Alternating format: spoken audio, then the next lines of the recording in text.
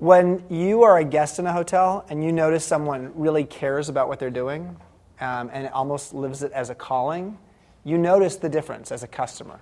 This is where it's most noticeable is on the front desk at a hotel.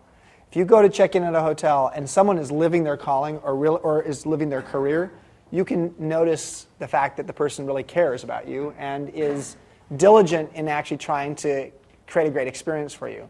When someone's just living their job, that's noticeable too. So one of the things we noticed, that we noted in the downturn is that one of the things that was most important to us is continuing to create great loyalty and great service experiences.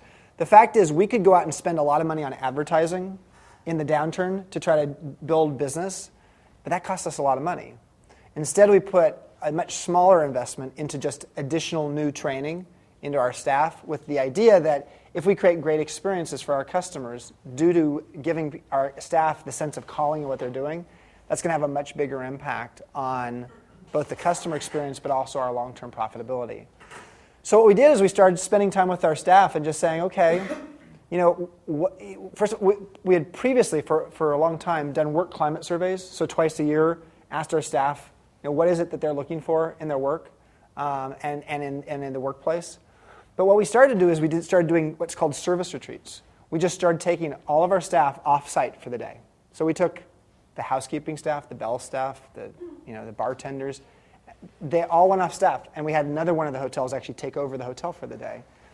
And we had a day-long session with people who, generally speaking, historically, haven't felt like they've had much of a voice. Because if you're a hotel, if you're a hotel maid, who's going to listen to you? That's sort of the perspective that most people have because that's how most hotels are run.